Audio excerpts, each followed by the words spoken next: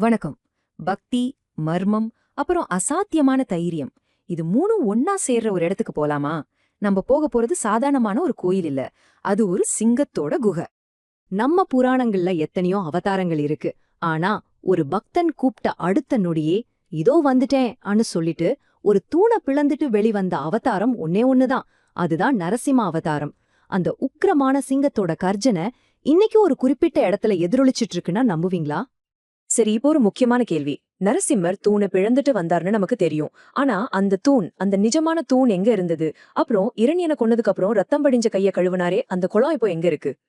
இந்த எல்லா கேள்விக்கும் பதில் ஆந்திரால இருக்கிற நல்லமலா காடுகளுக்குள்ள ஒளிஞ்சிருக்கு.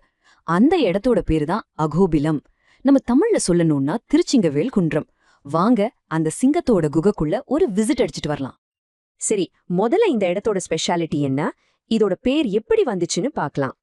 இந்த மலைத்தொடர நீங்க மேலிருந்து ஒரு ட்ரோன் வியூல பாத்தீங்கன்னு வச்சுக்கோங்க.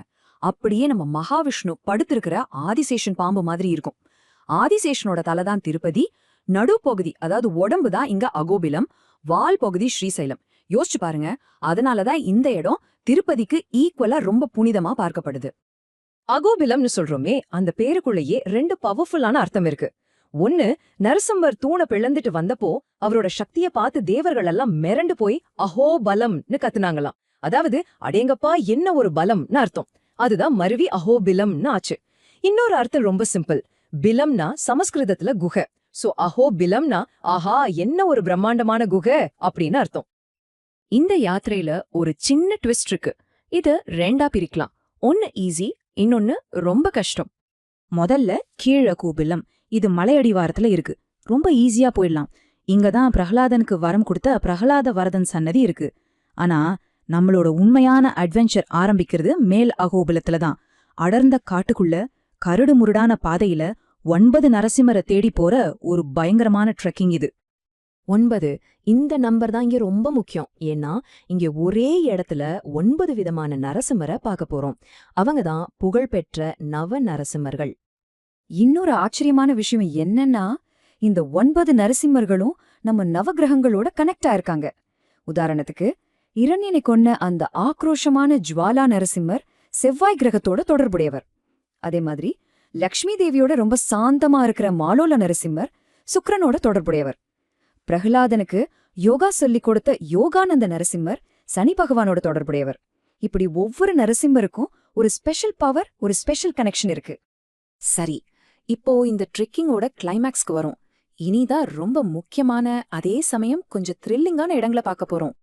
ஜுவாலா நரசிம்மர் கோயிலுக்கு மேல பாத்தீங்கன்னா வானத்தையே தொடர மாதிரி ஒரு பெரிய பாறை செங்குத்தா நிக்கும். அதுக்கு பேர் தான் உக்ர ஸ்தம்பம். புராணத்துல சொன்ன அந்த தூண் இதுதான் சொல்றாங்க. இந்த பாறை பிளந்துட்டு தான் நரசிம்மர் வெளியே வந்தாராம். அங்க ஏறது ரொம்ப ரொம்ப கஷ்டம். ஆனா கஷ்டப்பட்டு ஏறிட்டா ஒரு பெரிய பாறை ரெண்டா பொளந்து நிக்கிற அந்த காட்சியை பார்க்கலாம். சும்மா மெய் சிலிர்த்துடும். அதே மாதிரி மலைப்பாதையில ரத்த கொண்டம்னு ஒரு குளம் இருக்கு.